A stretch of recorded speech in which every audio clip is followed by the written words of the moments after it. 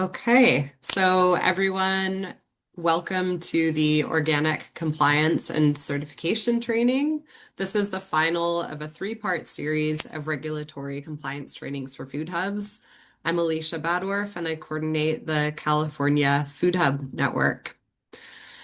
Just asking some of you that came in early, you may have renamed yourselves on Zoom, but if you'd like, I welcome you to rename yourself on Zoom so we can see what food hub you're part of.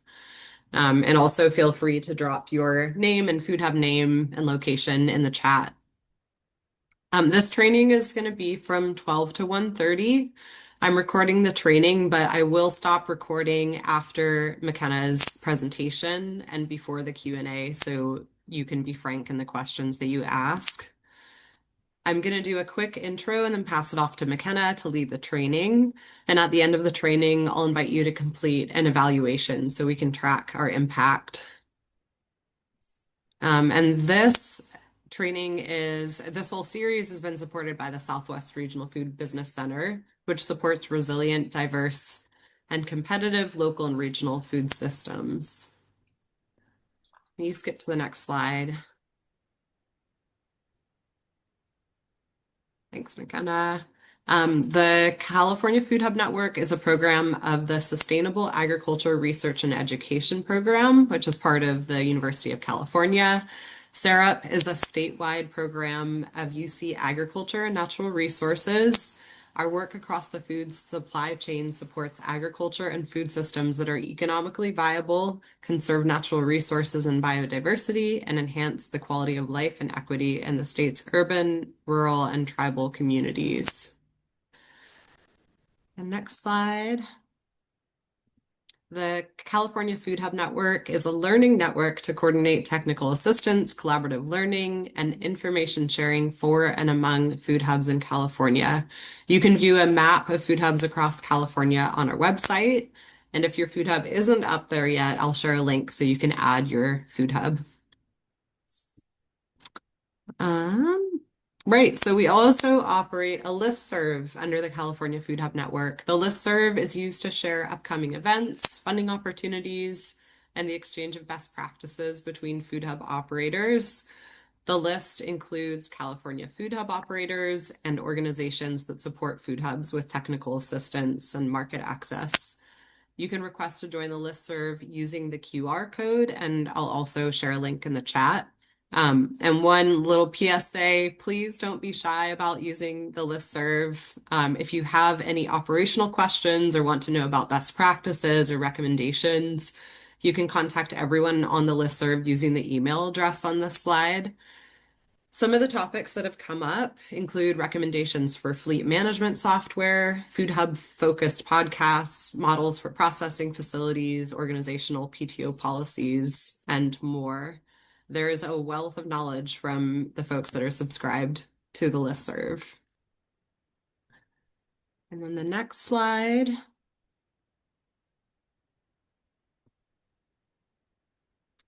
You can find organic compliance resources for your food hub on our website, and this includes a webinar with CCOF that we did back in 2023 for organic compliance for food hubs. It includes some video series from organic certifying agencies and flow charts to help determine how organic regulations apply to your food hub. We will follow up with the resources, including McKenna's training slide deck after the training. Oh, can you skip to the next slide? Oh yeah, no, this is it. This is it. I'm sorry. After this training, this spring, all trainings will be posted to SARUP's YouTube channel. Once they're posted, I'll make an announcement and share the links on the Food Hub listserv. Okay, so let's get started. I think a lot of you know McKenna by now, if you've been to the other trainings in this series. She's going to be leading the organics compliance and certification training today, and we'll conclude with a Q&A, and that part, again, will not be recorded. Feel free to put questions in the chat as they come up. And a note that McKenna is in Vermont and it's snowing pretty hard there, which is hard to imagine being in California, but it is happening. So she said that the audio or video might cut out at certain points. So just bear with us. It'll come back, and we'll make sure to back up and repeat anything that needs to be repeated. Um, we invite you to come on camera for the training if you're comfortable doing so. Just another note. Okay, I'm going to pass it over to McKenna, but a quick bio. McKenna Hayes is the Director of Strategic Impact and Compliance for Food Connect's Food Hub in Vermont. She has worked as a food hub operator for over 10 years in various sectors of food, retail, and the sustainable food and farming industry for over 15 years. McKenna holds a master's degree from Vermont Law School in Food and Agriculture Law and Policy and has a knack for translating regulatory language into food hub speak. Thanks, McKenna. Thank you. Can you hear me okay on these headphones still? Yes, yep, Okay, can hear cool. you. Yeah. Hi, everyone. Good to see you again for a third training of this series, final one of this program, but we've got some things that we're working on, hopefully keep bringing you such fun and exciting compliance trainings. Yeah, so like Alicia mentioned, it's dumping here in Vermont. It's very typical for March, so just bear with me if things freeze up. Okay, so just in case we've got some new folks on the phone, I'm going to talk a little bit about why I am presenting this training to you. So as Alicia mentioned, I provide technical assistance on regulatory compliance and food safety to food hubs across the country. I have been a food hub operator for over 10 years. The food hub I work at right now and have been at for a long time is called Food Connects. We are a nonprofit wholesale aggregation and distribution food hub based in Vermont. And then before that, I worked at a much smaller direct-to-consumer food hub, also based in Vermont, also nonprofit. Over the years, Food Connects has grown a lot. Our regulatory compliance framework has changed a lot. We are a fully vetted, third-party audited compliance program. We're certified organic, and we have done a lot of advocacy and research about the regulatory frameworks and how they apply to food hubs over the years in partnership with lots of great partners. And yeah, just presenting that information back out to you all as much as we can. My current role at Food Connects, I run all of our regulatory compliance, which makes sense. And then I also run our technical assistance program that leads our partnerships with other food hubs on their food safety and compliance work. So that all being said, and you've all heard this spiel if you've been on calls with me, I'm not a lawyer. I'm not a agency employee from the state or the federal government, and I'm not an auditor and an inspector. So again, I'm a food hub operator. I'm very comfortable translating regulations into the reality of the world that we all work in as scrappy food hub operators. But I do legally need to say this is not legal advice. I am not a lawyer. I am coming to you as a fellow operator with a lot of experience and lessons learned, and that's the framework I'm coming from and presenting to you today. Okay, now that that's out of the way, we can get to the fun stuff. So we're here to talk about organic regulations, specifically the newest regulation that came out called SOE, which is Strengthening Organic Enforcement. So our goals of today, we're going to intro to the general background and history of organic regulations and how they came to be where we are today. The interaction of the SOE regulation and food hubs and how to assess how these new regulations apply to your food hub. And then we're going to go through parts of an organic systems plan. So as always, please drop in questions as we go. If it's applicable to what we're talking about and not too deep in the weeds, we'll address it in real time. I think it really helps with the conversation. And if you're wondering about something, it's highly likely someone else's. So I do keep an eye on the chat. Actually, I want to open that right now so that I can keep an eye on it. Okay, so we got the chat open. And we'll go to the next slide. So again, I do try to always just orient us to the very broad definition of what a food hub is, because when we talk about regulations, we are assessing how the framework of whatever regulation we're talking about interacts with the framework of our very specific and unique food hub. So I always love resharing these very common food hub definitions just so that we can all reorient that we're all really different. And that is one part that makes, regulatory compliance for food hubs very nuanced. Like there typically is not just one answer, because there's not just one type of food hub. And that's a really good thing. And we want to keep that, because food hubs exist to address a very unique need in our community. And it's really important. So, um, when I work with a food hub, one of the first things we really do, and what I encourage you to think about in your framing when you talk about your food hub, is really dial in and have clarity around what type of food hub you are, what type of activities your food hub engages in, and start thinking about that. So you remember I just introduced myself as working at Food Connects, a wholesale aggregation distribution food hub. Some of us are commercial kitchens. Some of us are direct to consumer aggregators. Some of us are, there's lots of different variables that thread together into defining what type of food hub we are. And then these are some variables. So we've looked at this stuff before, so we won't spend too much time here, but these are some of the main variables that to consider about your operation that together weave your regulatory framework. Okay. Some regulations are much more nuanced in how they may or may not apply to your food hub. Organic inspection is a little bit clearer than some of the other trainings that we've done. So that's great. So we're going to look at all sorts of stuff directly from the statute and put it into food hub speak of questions to ask yourself about your operation. But before we do, we're going to talk about some background of the organic framework and organic regulations in general. So, and I do want to note that some of these slides and the person I learned a lot about organic regulations from and who was my mentor, we're going to talk about the TOPS mentorship program. My TOPS mentor is this wonderful human, Joe Dickinson. He runs Lot 49 Advisors, and he was really helpful to me. So I always like to shout him out because he did help with some of these slides, and I've updated them over the years and continue to use them. So thank you, Joe. Wisdom lives on to the Food Hub networks. Okay, so when we talk about organic standards, there was no federal governance of the word organic. So similar to how there's no federally defined and regulated definition of what a food hub is, which I think is a good thing. We want that flexibility.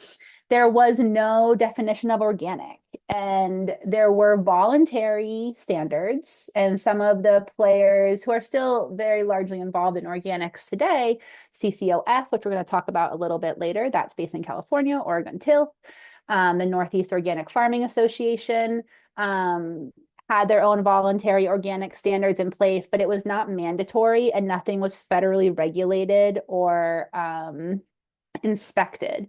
So a lot of these original standards of what organic farming is and was created and managed collectively by organic farmers, which works up to a point, right? And that's what we started seeing in the industry.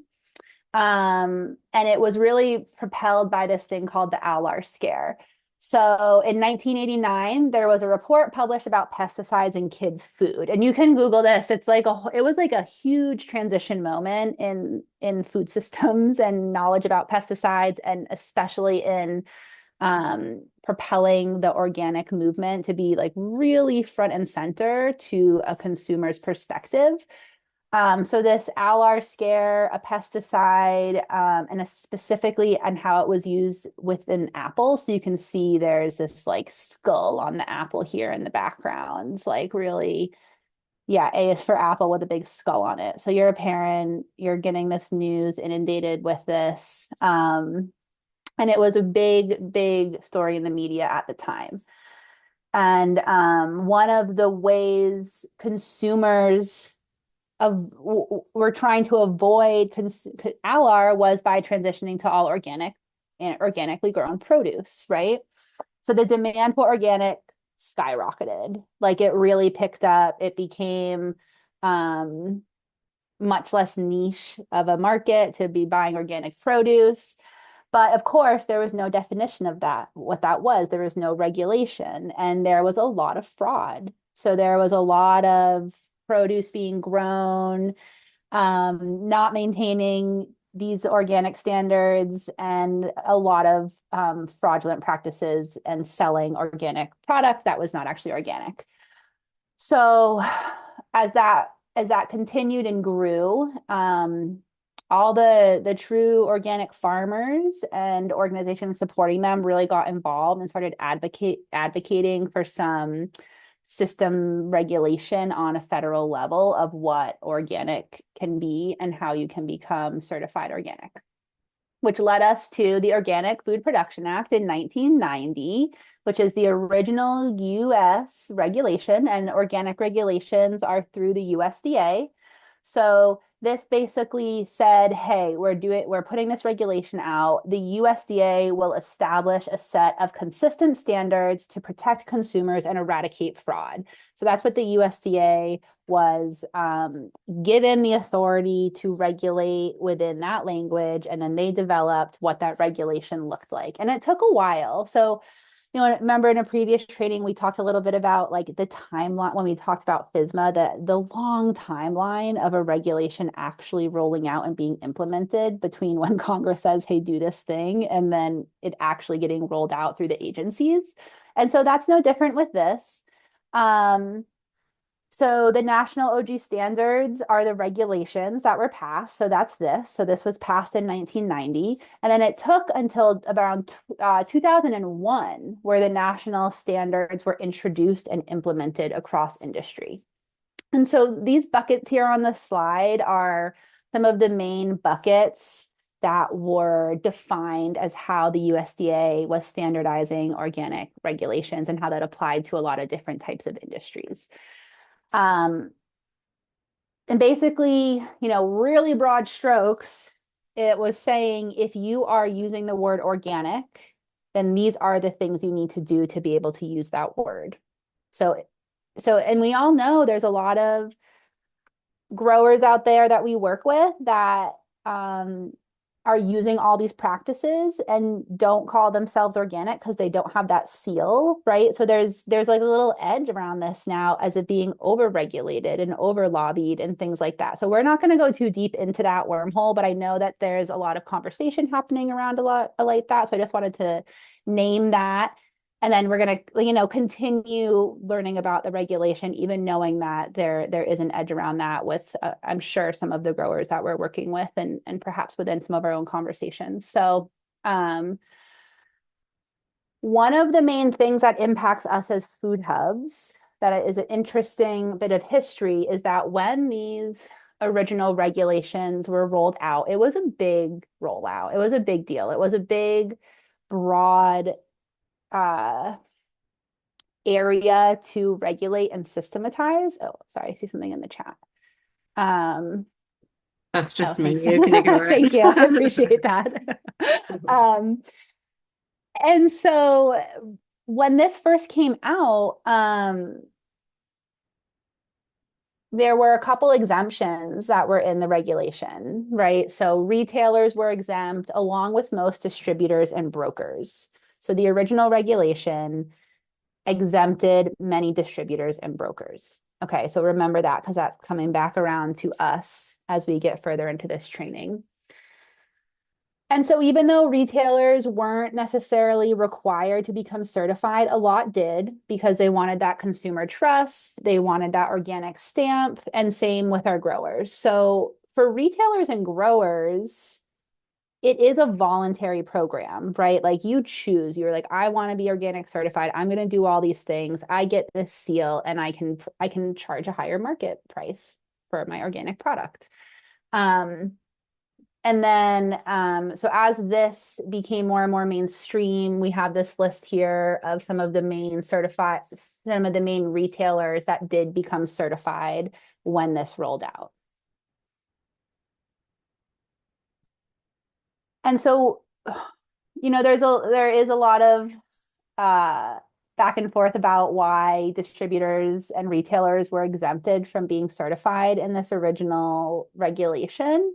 And the way I have been taught about it is it was one of the only ways this thing was going to pass.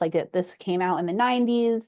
All this talk about fraud was happening. But in order to get this regulation really across and regulate the growers and how that looked in the market, that was kind of a trade-off that the distributors and brokers remains exempt, which led us into another realm of fraud, right? So this was in the early, let's see when these, yeah, early 200, early 2000s, I mean. And so the OG market was growing. It's and then there became a lot of fraud again. And most of the fraud, and there's lots of news articles and research you can read about this, but a lot of the fraud was coming through the distribution and the broker transactions. So a lot of ingredients and supplies were being sold into the organic supply chain, conventional products, and then being sold as organic. And a lot of it was happening in the distribution step of the supply chain, which stinks, like to have the bad actors on this broad scale. And a lot of the fraudulent, and we're talking like some big, big, big fraud operations were happening in grain and fertilizer. That really sucks, right? Like you're an organic grower and you find out that the fertilizer you've been buying is not actually organic. Like that's a pretty big deal. Same with your grain. You find out that grain that you're feeding your certified organic livestock is not organic. Like that really messes things up for a lot of people. So this again caught the attention of the public. It caught the attention of Congress. And so they started working on an update to the organic regulations, which is what is catching us all right now, which is what we're talking about. And one of the main goals of this updated regulation was closing some of those loopholes where a lot of fraud was found. And so that's what we're talking about today. That's what impacts all of us. And that's oh, I don't have a slide about that. Whoops, I missed it. That's the SOE. So that's the Strengthening Organic Enforcement Act. That went into effect in 2024. I think it was September 2024 is when it technically went into effect. And we're going to look at a bunch of information from the statute, starting with exemptions, and know that this was, there are other parts of it that got updated and changed. But what we are talking about specifically is how it impacts us as food hubs, and particularly distribution and aggregation and distribution food hubs is really the ones that are kind of getting caught in this update. And it's not voluntary. So if we go through some of these flow charts and look at these exemptions and you realize that you are an entity that is supposed to be certified organic, it is not a voluntary thing. It's a federal regulation that we should be in compliance with. And we're going to talk about all sorts of ways to get there, and what that actually means for our food hubs. So starting with exemptions. So we talk about exemptions almost every training we do, because an exemption is essentially like definitions of how this regulation doesn't, like how you're exempt from it, how you are not covered by it. And there's some very specific exemptions we're going to look at right here. I always link to the full statute because we don't have time or capacity to go through every single line of the statute. But what I try to do always is pull out the parts of it that I think are really applicable and that I want to plant that seed in your brain to be thinking about within your operation. So we're pulling out some of the most common exemptions that could apply to your food hub or to your operation. So the first thing we're going to look at here is this exemption A. So a production or handling operation that sells agricultural products as organic, but whose gross income from organic sales is $5,000 or less. Okay, so $5,000 or less. So this really translates into, are you selling $5,000 or more of organic products? And and it has to be marketed as organic. So if your front ends, right? So if that product listed on your front end that the customer is seeing has the word organic in it, that means you're marketing it as organic. There is a decision point that can be made here. And I've worked with hubs that have done this. I know plenty of people that do this. You can choose to not sell, to not market the product as organic, right? So you can take the word organic out of your listings. And you really want to think about if a customer is buying produce from you, do they see the word organic anywhere in the product listing, in the invoice they receive, in the communications and general marketing about the product? So that's a question to ask yourself. So if you are kind of on the edge of this, I encourage you to look at your 2025 sales and just check it out. Where do you fall along this monetary sales exemptions? $5,000 is not that much, right? But there has to be a transaction. If you are donating, giving it away, that's another little gray area. But yeah, how much are you selling? So that's your first question on this. How much am I selling? And then is it labeled as organic? As you consider the decision point, right, of do I want to list this as organic or not, it's really important to think about your food producers and your growers because they might, and it's a really important conversation to have with them because if they're an organic vendor, they probably would really like you to be selling that product as organic as part of their brand. But some people don't mind. So just think about that, have that conversation with them if it's something that you're considering. So first exemption, $5,000 or below, you remain exempt from this regulation. If you know you're right at that line and maybe in the next year or two you're going to be above that, it's just something to build into your plans for the next year or two to work on your organic inspection. Okay. Next exemption we're going to look at here. So there are some phrases here that we're going to look at more closely. So exemption E, an operation that only receives, stores, and or prepares for shipment, but does not otherwise handle, right? So that word handle, we're going to look at that. And then sealed tamper evident packages. We're going to look at what that means too. And those are really important things to think about again in your operation as you are considering whether you exempt from this regulation. And I know Alicia already linked to some resources. I've got some really great flow charts here that we're going to give you all of this stuff to run through these flow charts and apply it to your operation. But we are also going to I want to make sure we spend time understanding what this language means because this is some of the stuff that you really need to understand to even answer the questions on the flowchart. Okay, question. Does marketing include the label on the case if the original farm's label remains on the case when it's delivered to the buyer? That is a really good question. I'm going to have to look. I don't want to answer that on the spot because I want to think about that one more. I think it has more to do with what the customer sees when they're actually purchasing the product. But I would want to, yeah, don't quote me on that yet. I'd want to look at that more. It's a really good question though. I'll do some research on that and we'll try to send that answer out when we send our follow-up. Okay, so we're going to look now at, okay, so both of these say handling and both of these say sealed tamper evident packaging. And what the heck does that even mean and how does it apply to my food hub?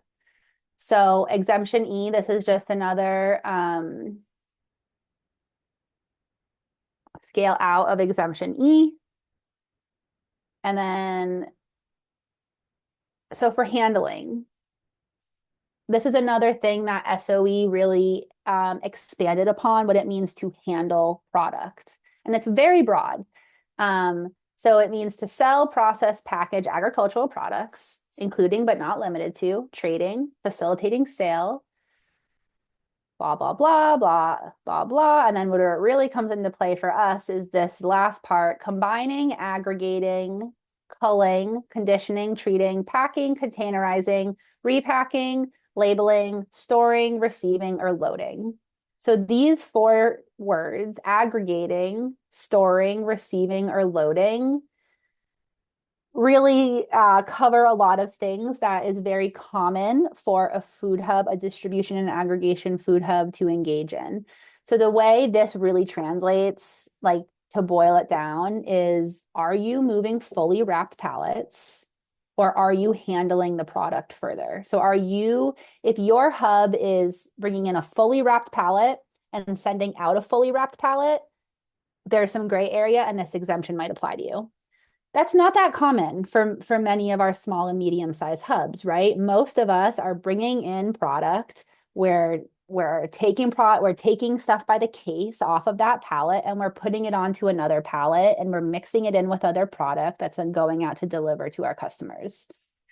That is handling. So if you are breaking down pallets and rebuilding pallets differently, you are further handling the product. Okay, so that's the way I think about it. And it's like most of us are doing that in one way or the other. Okay.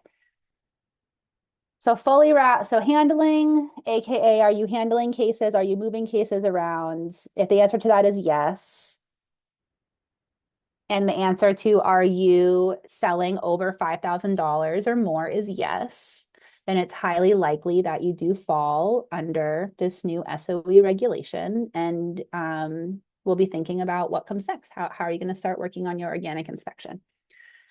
The other thing we want to look at here as language to help us understand how this regulation may apply to us is this sealed tamper evident packages. Whoops. So this is exemption F, and this deals heavily in sealed tamper evident packaging or not. And the way this boils down to is everything in sealed tamper evident packaging that moves through your warehouse or not? And there's very formal information on sealed tamper evident packaging. And so this is a slide of that, and I'm going to send you a guidance document on sealed tamper evident packaging. But the way I think about that when I work with food hubs or even, assessing Food Connect's own operation is, can somebody get into that package, open it up, mess with the product, and reclose it without it being evident? So, the product's not sealed. I can open it, I can touch the product inside, I could switch things out and reclose it, and nobody else would know if they didn't see me do it. So that's the way I think about sealed tamper evident. Can someone get into this packaging, mess with the product, close it back up without it being evident that it was tampered with? Most of us are handling product that is not in sealed tamper evident. So there's some pictures here. And you really got to think, is this fully sealed? Basically, is the question you're asking yourself. And so a lot of us are not handling all fully sealed product. We're working with produce boxes, we're working with bags of stuff, we're working with things that have twist ties on them that can come off easily, come back on easily. So yeah, so this is a really big one to understand as you work through any type of flow chart, is about the packaging that your product is coming to you in. I was going to say something else about that.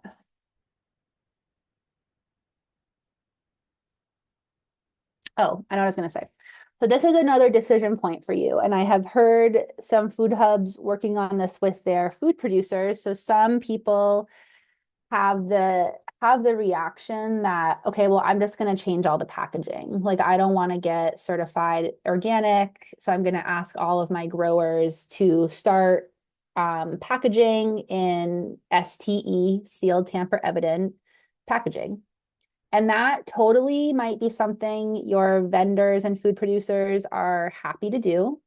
And it totally might be something that might really mess up their processes and their supply chains and the way some of their machines might be set up. And just, ask yourself, like, it's not really their burden for your regulatory compliance with this regulation. So, I mean, myself included, it can be easy to have this reaction of like, I don't want to deal with this, so I'm going to push this back down onto my food vendors. But just like really think about that and then really engage with them about that. I have been part of growers that were totally happy to just switch the bags and it was like no problem at all. So again, just have the conversation and educate on why, because it might be a really easy switch to make and then you might remain exempt from this operation. And I have also witnessed some food suppliers being very unhappy with the request. So just be really aware as you go into that framework of asking people to change their packaging. Um, and then start assessing your own product as you start to look at things as it moves through your warehouse or your operation in your trucks, whatever it is. Is it in sealed, tamper evident packaging? And you'll hear the acronym STE and non-STE as you start getting into looking at some of these processes and frameworks around organic regulations in your operation. Okay, next slide here. So assuming you go through the exemption and you go through your flow chart, we're going to run with the assumption that we are a food hub that needs to get inspected, that needs to get organically certified. What does that actually mean, right? Like, what do you have to do? Is the USDA going to come to my door? Do they know? Are they going to knock on the door? And to my experience, it has been very educational. The word did not go out that effectively to lots of small and it's not just distributors that call themselves food hubs. It's small distributors too are all caught up in this. So there's a lot of distributors that were not aware of this one out. We were really lucky in Vermont. We have NOFA. I know California has been really proactive with CCOF helping with stuff, but there's lots of places that aren't as lucky to have such supportive organizations helping us. So I do know there's lots of gaps in people even knowing that this exists. And my experience around that is that there's been a lot of flexibility and very long timelines and resources to help folks dial this in and get certified inspected. So if you are feeling like, oh my God, I need to do this and I have to do this next week, you don't. You have to start thinking about it and you want to be careful about things. I have not heard of any hubs yet being fined for this, but I do know that you can get fined if you are selling organic, if you're selling product that's marketed as organic and you don't have a certification. And another consideration to think about as you consider how this applies to your operation is, again, this is not anything I've heard happen, but I know technically this could happen, is that the product, if you are a handler and you're not certified, the product that you are handling could technically lose its certification after it moves through your operation. So you have a grower who's growing all this produce as certified organic. They're working with you as their distribution food hub. It gets to the final customer, but essentially it could lose its certification because it's passing through a non-certified handler. So it's just something for you to think about. Maybe you're talking to your growers about it. Maybe your growers don't really care because the customers don't care. They like totally know it's organic. It's a small supply chain. Just there's lots of different variables out there of how this applies and the responses and reactions to have as you, just like consider how you're going to implement or not implement this. If you are going to implement organic inspections, these are some of the things that come up. And we're going to look at this in more detail. I'm going to show you the Food Connect's organic systems plan. And organic inspection is done typically by a state agency. And so it's a federal regulation. It is implemented and inspected. There's inspection authority that's granted to some sort of state agency. And there can be slight differences between how different states are doing inspections. I work with hubs in different states, so I've kind of seen a few of the interpretive differences of how things are applied, but there's some pretty specific main buckets. Um, so your supply chain, bullet one here, your supply chain. So we talked about this in our vendor onboarding training that we did a couple weeks ago, that you need to have your organic certifications and organic product lists on record for any vendor whose product you're selling as organic. You are the person, you are the entity that the customer can turn to, should turn to get this information. And then as part of that annual records renewal, organic inspection renewal, you are reconciling your product listings against their product list. So you're basically verifying. Remember, we talked about the verification step as part of your supply chain program. You are verifying that everything you have listed from this food vendor is also listed on their organic product list. So that's step one. That ties into your supply chain program. The other big part of this is your handling and storage practices. And the main language you're going to see around this is commingling and contamination. So commingling is when the products mix together, and contamination is when you have something from a non-certified product getting onto a certified product. So you do not, I'm going to say this very clearly because I've heard a lot of confusion about this. You do not need to separate organic and non-organic on different sides of your warehouse, on different pallets in your truck. Like you can, and there's totally folks that do that and it works out really well. Lots of us don't have room to do that, right? Like we're working with pretty small space. So what you really want to think about and start looking at in your warehouse is you need to always have organic product on top. And so think about that, right? Like organic product on top so that non-certified stuff is not dripping onto it or getting onto it. And then thinking about if the packaging is permeable or impermeable. If something's completely sealed, there's a low risk that it can get contaminated or commingled. Those boxes of iced kale definitely need to be separated with organic on top. So they're like, just start looking at that in the way you have stuff stored and labeled. And especially if you're mixing and aggregating product onto mixed pallets, which I know many of us do, just start assessing that in your operation. How are you handling that? And start making tweaks and bringing awareness to it right now. And actually, the commingling and contamination, which is something that was a baseline part of organic regulations for distributors anyways. So that's kind of just us getting some of this stuff in practice that we probably should have had already, and then formalizing it a little bit.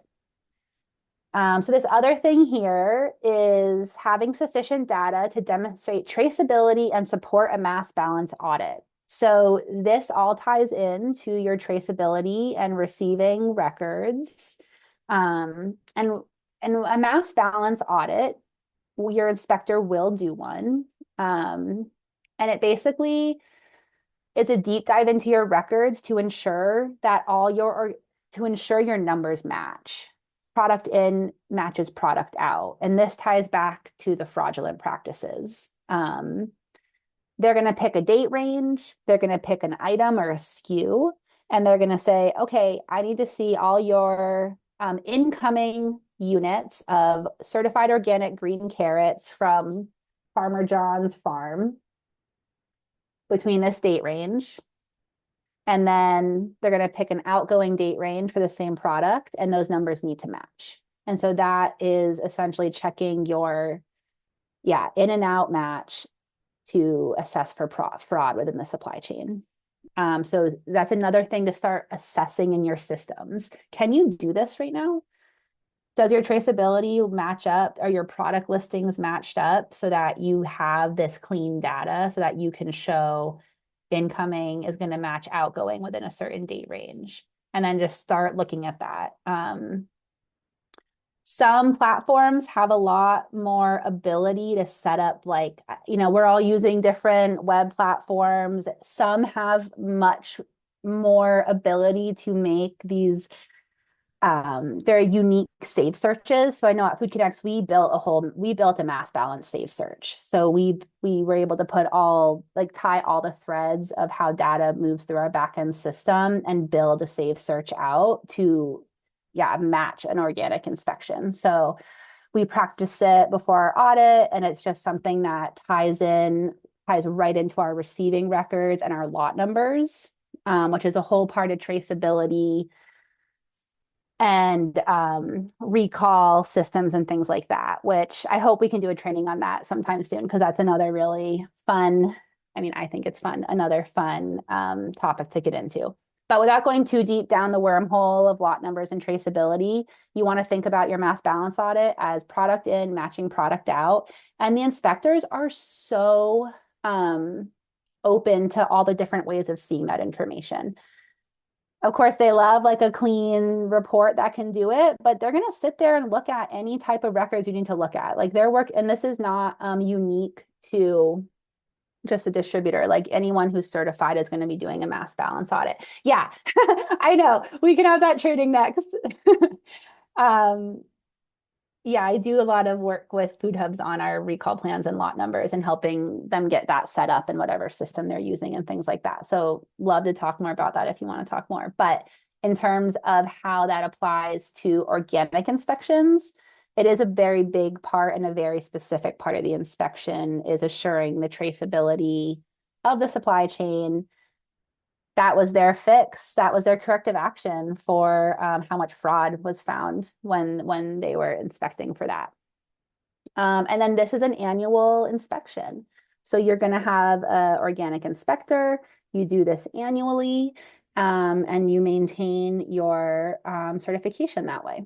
So, and those are broad strokes. Those are the things that apply to pretty much everybody. And then again, right, depending on what your operation is specifically doing, there's going to be more things that might tie in. So what I want to do next is look at Food Connect's organic systems plan. And I will share this, I will share this with you all. Make this a little bit bigger. So, oh, was that spelled wrong? So anyways, we wrote an organic systems plan. But what our organic systems plan actually is a place where a lot of buckets of systems that we already had, or, you know, we didn't like recreate everything new just for our organic systems plan. We built it into existing systems and then threaded all those systems together into one policy. So this is our policy organic systems plan. And then we have different sections depending on how this regulation applied to us. I'm sure that all of you have a lot of stuff in place already that you might need to update language so that it has an organic section, or you know, just tweak things a little bit so it can be used for your organic inspection as well. But think about that too. So what do you already have in place? Where can you update? Where can you tie stuff together? And then where do you have gaps that you need to develop new systems? A big part of this, so your pest control program ties in really heavily. Your pest control and chemicals tie in really heavily to your inspection. So that's something that if you are using a third-party pest provider, you just let them know you're going to be doing an organic inspection, and they will help you get that all figured out. Make sure all your cleaning supplies are organic, are allowed within an organic systems plan. Whatever pest control you have is allowed within an organic systems plan. And I'm just going to cruise through this policy a little bit and dip in a little, you know, into each section as needed, but you are all going to have access to this, and you can, you know, we can talk more with questions or ask questions in the chat right now. So the first section here, right, is our vendor onboarding and organic certification tracking. That's what we just talked about with the supply chain. So all of our vendors are onboarded following our policy. I added a little organic section to our vendor onboarding policy. I created an organic vendor attestation, which I shared as part of our supply chain training. last, or how, whatever, 2 weeks ago, whenever that was. Um, so when we were getting ready for organic inspection, I took our general vendor attestation and I wrote a little organic specific section into it. And then when we onboard an organic vendor, they get their organic attestation. And we've got, yeah, just where so the digital onboarding file, that's the spreadsheet that I shared after our last training of how we track and record all of our vendor logs. Labeling is a really important part of it, which I think ties in a little bit to your question, Alicia, about the original farm label versus the Food Hub shipping label. So Food Connects does use shipping labels. And if you're not using internal shipping labels, it might, just in the future, maybe it's something you consider. And again, we were able to build in an organic, like this organic indicator right into our shipping labels. The program we use, we have a lot of flexibility to customize and build things out. If this is something you're interested in, talk to your person, if you're using a backend computer program, talk to them. A lot of them are able and genuinely really interested in supporting you being able to use that platform as effectively as possible for all the things, including your regulatory compliance. So yeah, you'll see here we have, so anything that's organic that passes through our facility has this organic indicator in the corner. And also any listing has the words OG in the product listing. And there is some pretty specific language about how you have product listed and how you're indicating that it's organic in the external shipping label that's going to the customer. This is also really cool because this helps our warehouse understand what might need to be handled differently because they can see that it's an organic product right off the bat here. All right. Product storage. So this is what we talked a little bit about. Always needs to be labeled as it's organic. Will always be stored above non-organic products, things like that, which we talked about. Same with your handling and transport. All your storage, handling, and transport needs to be done in a way that does not introduce risk of commingling and or contamination. You're going to see those two words a lot when you start to work on your organic systems for your facility. What else we have here? Yep, so transportation. So that's the same thing. How are you building your pallets? How are you loading your trucks? Traceability is right here. Right, so how are you indicating in your sales platform that something's organic, and how does it track all the way through? And then we've got, these are just saved searches that we have that we use to do our mass balance audit. What do you do when something is out of compliance? So that's another thing to define in your systems. If there is an instance of commingling or contamination, what are you doing about it? And you can still technically sell the product, you just can't sell it as organic anymore.